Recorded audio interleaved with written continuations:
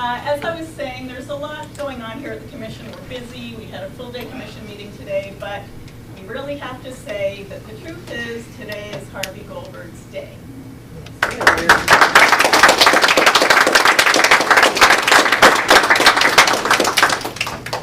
I'd like to welcome everyone who's come to celebrate Harvey's retirement and his achievements. I'd also like to welcome Harvey's wife, Ruth, as well as Jim Roots and Ben Jealous from the CCD. Thanks for coming. As I look around the room, I see people who Harvey has worked with since he started at the Commission as Director of Policy in 1988. Some of them have since left the Commission, but it is an honor to have all of you here today. I'd like to welcome in particular our Secretary General at the time, Bob Ward.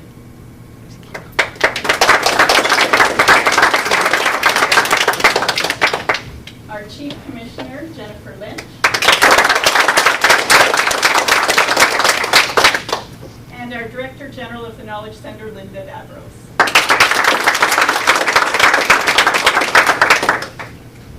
Only Harvey could bring all of you and all of us here at the Commission together.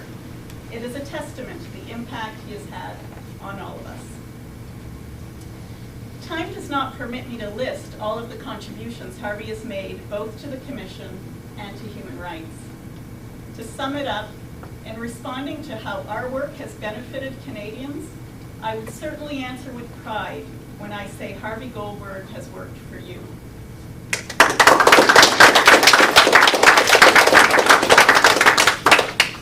From holding the pen on numerous reports to Parliament, leading special inquiries, developing Commission policy statements, contributing to publications, and organizing conferences, the scope of Harvey's legacy will continue to be immeasurable.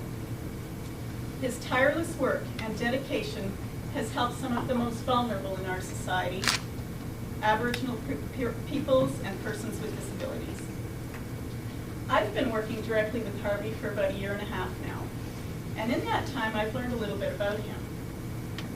Harvey is quiet and he's low-key. I've learned that if there's doodle art in a meeting room, Harvey was there. Actually, Harvey, a special request is being made of you today. And you know, we should have saved those pieces of paper that you doodle on in the meetings. But the request is that you come back with some doodle art for us to frame so that we can add it to the Commission's art collection. I'll be sitting in the Commission meeting wanting to doodle drop anytime. You're always welcome. I've learned that Harvey is the ultimate subject matter expert. Harvey's knowledge and experience in human rights is unparalleled, as is his passion and sense of fairness. Harvey, time and time again, I hear people describe you with respect and admiration. And often when I've heard these words of praise about you, I've tucked them away in my memory. Here are just a few. Harvey is a national treasure. Harvey is a great Canadian. Harvey is an institution at the Commission. Harvey is the brains of the Commission, and he is also the heart. I really have to share something with you that Sherry Helgeson wrote to Harvey before his departure. And Sherry always writes so eloquently, so I had to steal this, but she knows I'm going to do it. She wrote, I remember in the Bob Ward and Mary Guzella years, Bob referring to the need for the 3 pillars in human rights protection and promotion, and that somehow he needed a free isotope in that system. Someone who would challenge the boundaries of how people were thinking about and approaching human rights knowledge. Someone whose work would affect the entire organization. Someone whose record was impeccable, whose credibility was beyond reproach, and whose brilliance would be sufficient to continue our continuous improvement work. Someone who could be proactive and provocative, but in a well-reasoned, well-researched, and well-balanced way. And so Strategic Initiatives was born, and that would not have been possible without you, Harvey.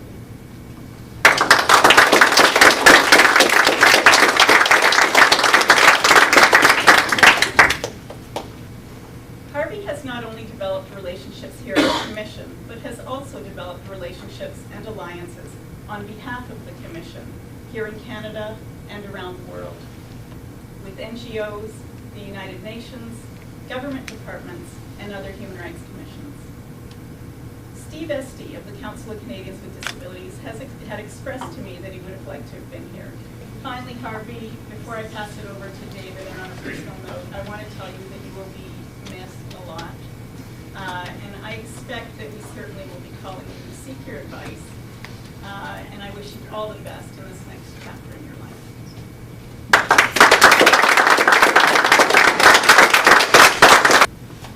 Ask Harvey. I'd be willing to bet that almost everyone has uttered those two words at least once. Need some context? Ask Harvey. Want to check something for accuracy? Ask Harvey. Looking for a frank and honest opinion? Ask Harvey. Some say he's even more accurate than Google.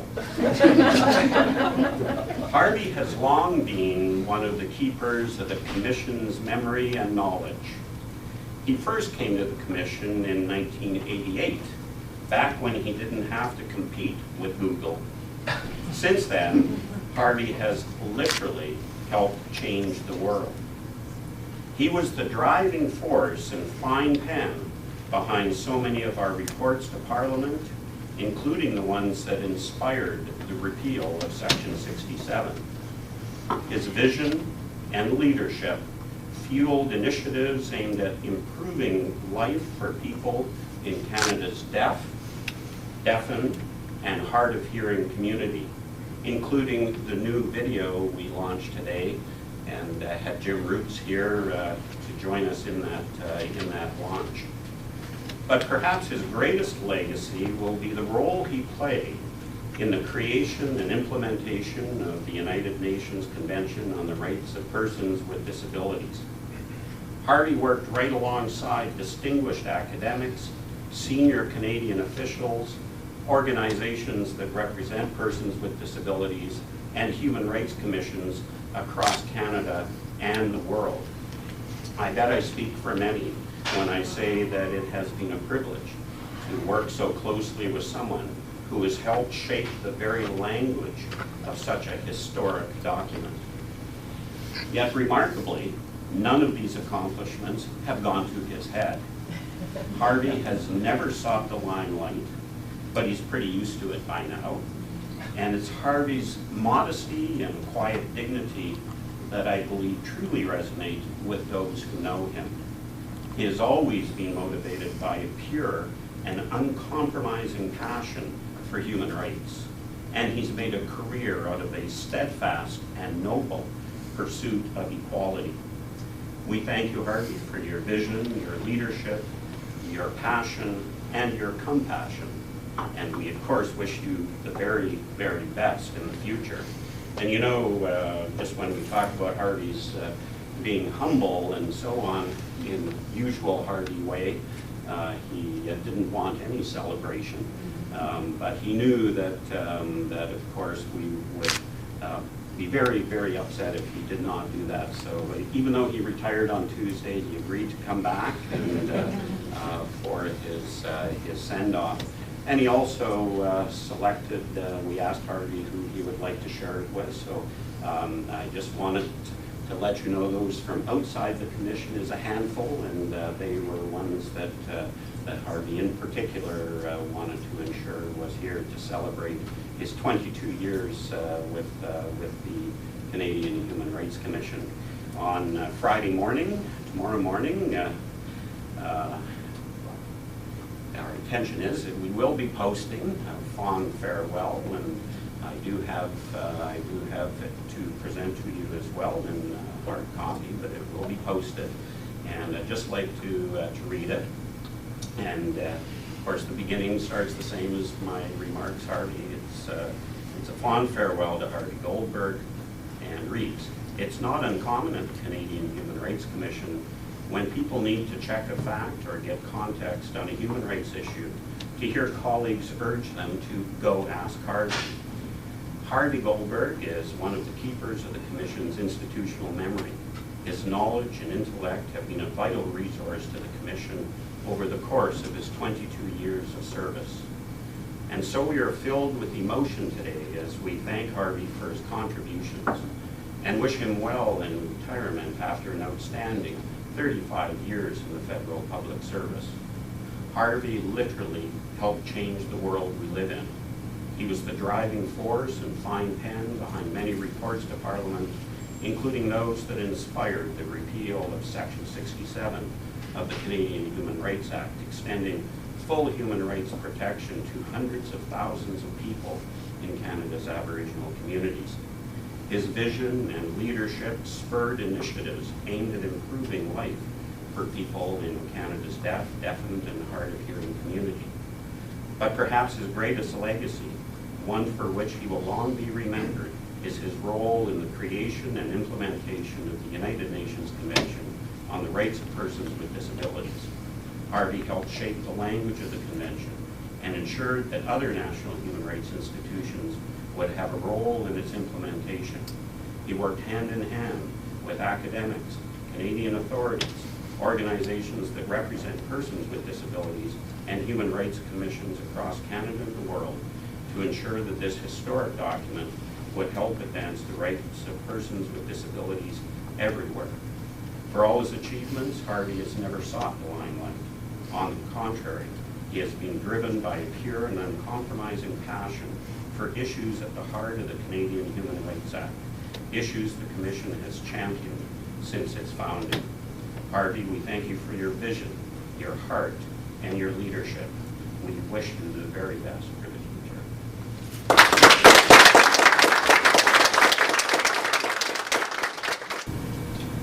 I want to tell you about my first day of the Commission. It was in August 1988. I came from Indian Affairs. I came on an acting appointment for somebody who was on maternity leave.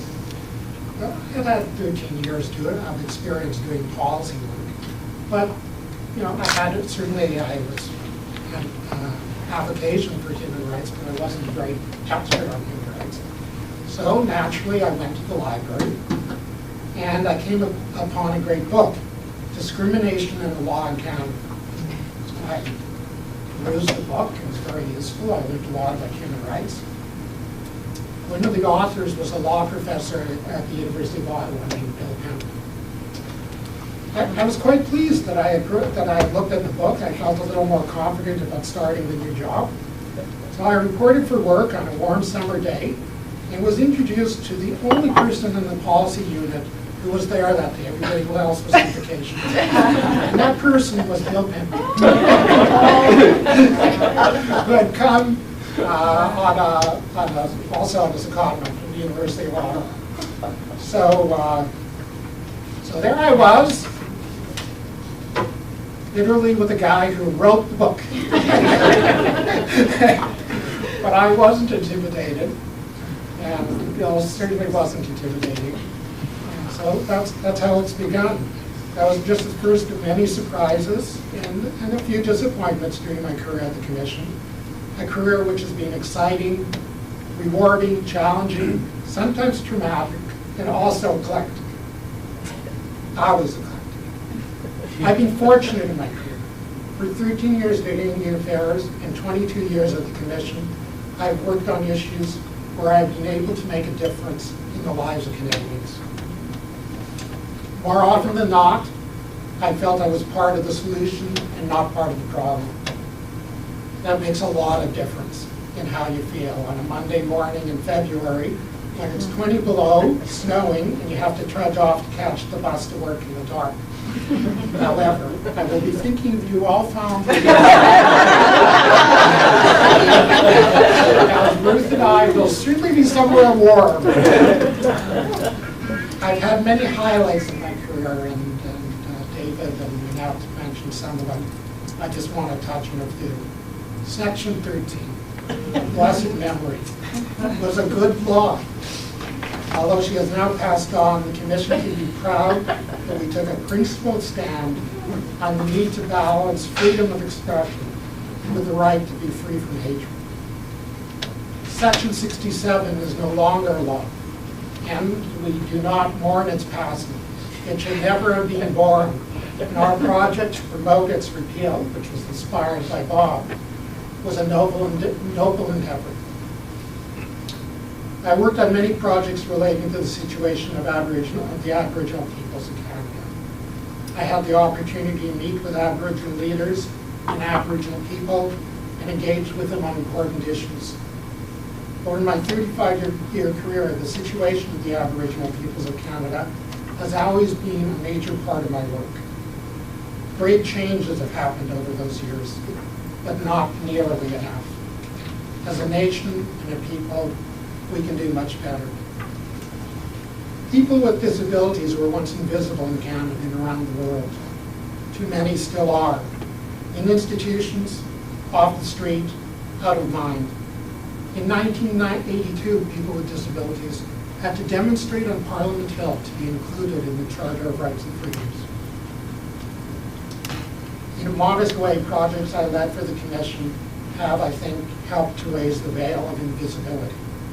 And in this case, taking off a veil is a very good thing. Working on the drafting and now the implementation of the Convention on the Rights of Persons with Disabilities, as David mentioned, was definitely one of the most exciting and gratifying projects I ever worked on. Many people, some in high places, downplay the work of the United Nations. In the case of the CRPD, it's a shining example of how states, civil society, national human rights institutions, and most importantly, people with disabilities, can work together for the common good of all citizens of the world. Yes, I'm an ardent about human rights. I want to tell you where my passion comes from. There are many different reasons that inspire commitment to the Human Rights Project. For me, my ethnic and religious background as a Jew has shaped my view of the world and led me down the human rights path. In the Torah, the Jews are enjoined to always remember that we were strangers in a strange land. We were slaves in Egypt. We were oppressed. We experienced hunger. We experienced hardship. We were the other. At the Passover Seder, we are told that this is not history, that we, every one of us, were there ourselves, that we were slaves. Therefore, we must always welcome the stranger, the other, so that no one else will be enslaved.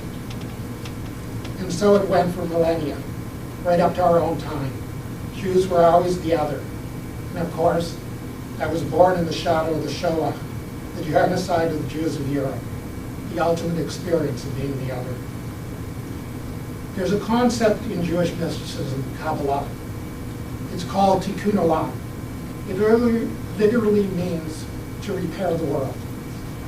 We are told that once the world was perfect, there was no injustice, racism, sexism, or inequality. That this ideal world was broken. It was shattered into countless shards. The task of humanity is to gather up those shards and to put them back together. That is how I view my work at the Commission, a massive renovation project. Slowly, we're putting things back together as they should be. So it's not surprising that my personal path has led me to a particular empathy for all the others in society and a commitment to work to ensure equality and dignity for all without discrimination. How fortunate I've been to be able to combine my passion with my work. Most of you know me well, so you know I don't look at the world through rose-colored glasses.